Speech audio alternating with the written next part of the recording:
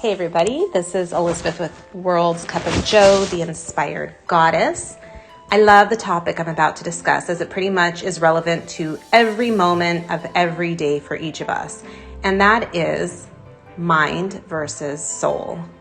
Obviously, this is a topic that we could spend a monumental amount of time on, but I'm just going to make this a very simplified first video so that it allows you to digest and hopefully not only gives you a new awareness to this subject, but one that makes you want to get deeper on it for yourself.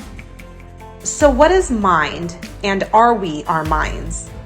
When we use the term mind, we are referring to the thoughts going on in our head at any given moment of time. Understand that there are two forms of thoughts, the ones that are from our subconscious that just pop into our head without our control, and the other thoughts that we manually create in our conscious mind. Regardless of the thoughts being either subconscious or conscious, they are still not us. Deepak Chopra, in his book, The 7 Spiritual Laws of Success, which I highly recommend, says this about the mind, which he refers to as ego. The ego is not who you really are. The ego is your self-image. It is your social mask. It is the role you are playing. Your social mask thrives on approval. It wants control, and it is sustained by power because it lives in fear.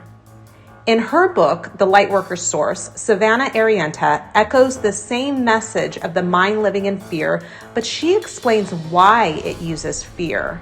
She says, contrary to what may be believed, the ego wants to be your friend. It strives to keep you safe, protected, and free from pain. But it does this through controlling your life using fear, the lowest vibration there is. This line actually makes me think of the relationship between many parents and their children. They caution them by using fear, not because they don't love them, but because they love them very much and don't want to see them get hurt. Think of a parent explaining using a stove to a child. Don't touch that, it'll burn you. Or, don't pet that dog you don't know, it may bite you. Essentially, our minds are doing the same thing. It's trying to help us avoid pain and suffering by keeping us in a constant state of fear as a protection mechanism.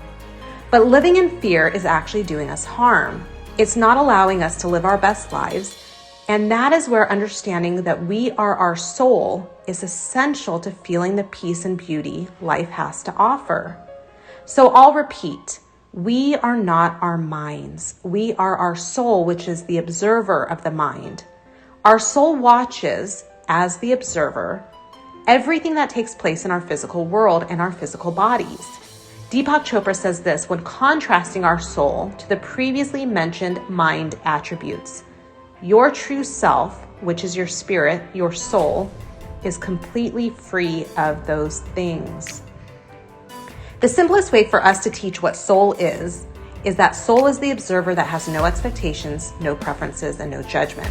When you can first recognize that you are your soul, it gets easier and easier to intentionally align yourself to what the soul is.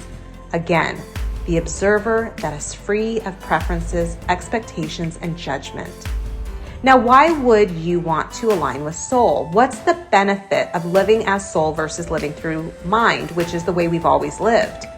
Well, living aligned with soul will literally change everything about your life for the better. You will see the world from a completely different perspective, one full of gratitude and appreciation.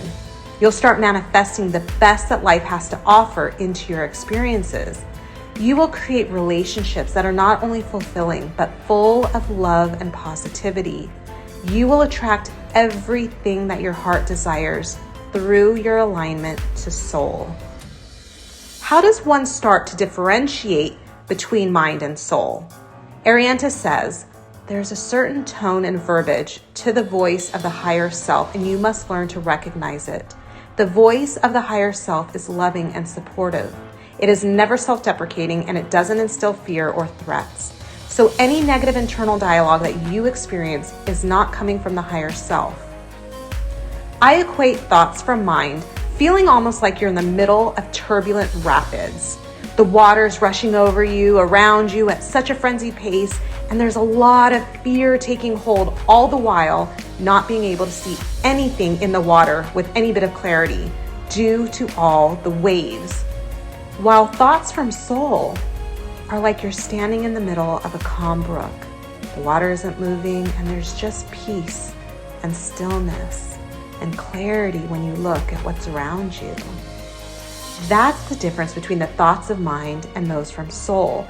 One is chaos and frenzy and no clarity, and the other is peace, calm, being able to see clearly.